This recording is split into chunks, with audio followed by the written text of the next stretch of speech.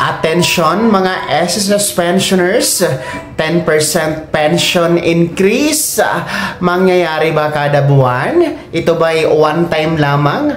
At kailan ulit ito magaganap? Well, yan po ang isang katanungan po mula sa ating masugid na taga-subaybay.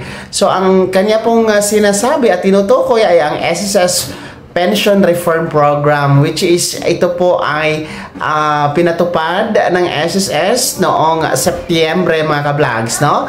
Actually, itong SSS Pension Reform Program, ito po yung parang kapalit o katumbas ng second tranche 1,000 pesos pension increase. Dahil nga po, ang second tranche hindi pa po maibibigay sapagkat wala pa daw pondo, no? Kaso nga lang, ang kaibahan niya dito sa SSS Pension Reform Program, kung ang second tranche ay naka-fix na 1,000 piso, ang Pension Reform Program naman po ay by percentage ang computation. Okay? So, halimbawa po sa ating mga retiree and total disability pensioners, sila po ay magkakaroon ng 10% pension increase. Samantalang ang ating mga survivors ay magkakaroon po ng 5% increase mga ka-vlog. So, hindi po pare-pareho, no? And kung ano nga po ang inyong pensyon, no? Kung magkano ang halaga, i-times nyo lang po sa 10% kung kayo po ay retiree pensioners or total disability.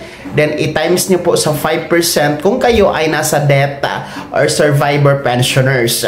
Kaso nga lang, ang ating SSS Pension Reform Program na 10% and 5% pension increase, hindi po ito buwan-buwan, ha? Sa nagtanong at sa mga pensionado natin, hindi ito kada buwan, kundi ito po ay magaganap tuwing Setyembre, kada taon, ng 3 taon na magkasunod-sunod.